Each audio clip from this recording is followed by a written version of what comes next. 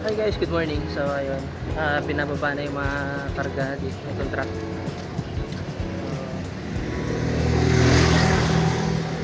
Yung mga pang salinad kasi binaba. So ito yung mga pang harbor point pan Sambales.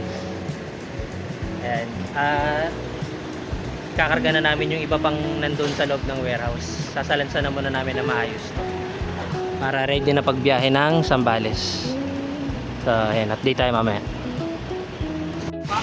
Okay. Dalawa pa yan. Salinad. Hila mo na, hila. Ayan.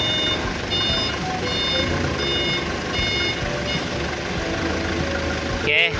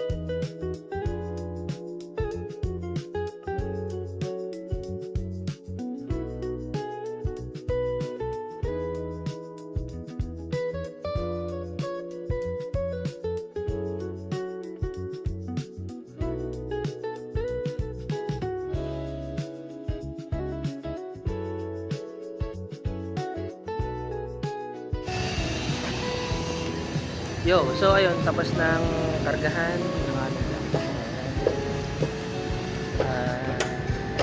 napuno na. Okay na, ready nang bumiyahe. Pero siguro antay na lang nung parang permit yata para sa Sambales. Ready na yun, tatakbo na lang. May hinihintay na lang kami. Hindi namin alam kung bukas darating or sa mga susunod na araw. Pero ayun, update tayo sa mangyayari itong mga susunod. Ciao. Hi guys, good morning. So ayun, babiyahe na tayo papuntang Sambales.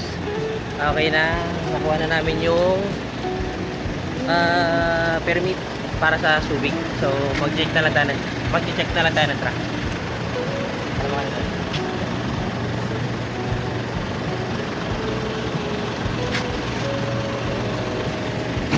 Check tayo ng gulong uli. Okay naman. Yung mga ilaw na check ko na to kanina.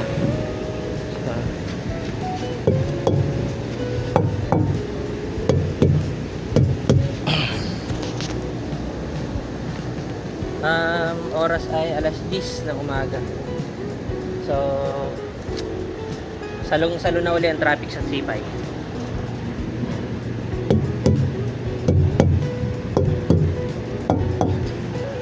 So ayun, all goods naman lahat ng gulong. Tara, biyahe na tayo.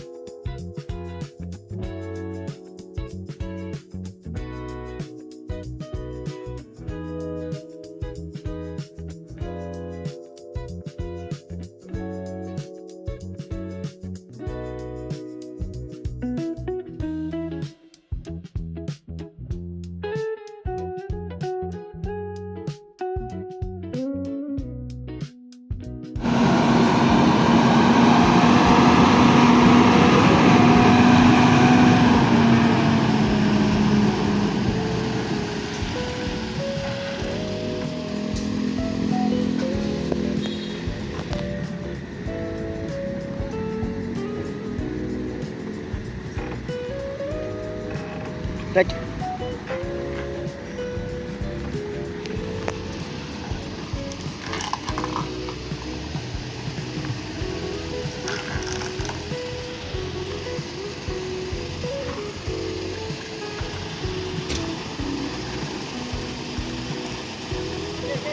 Okay.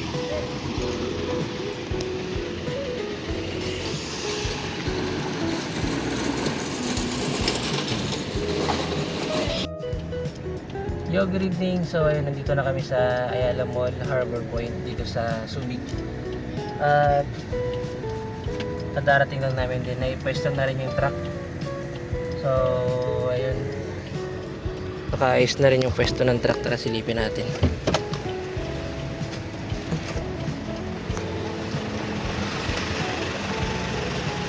So, ayan. Yung mga pangarga at saka yung mga ibababa.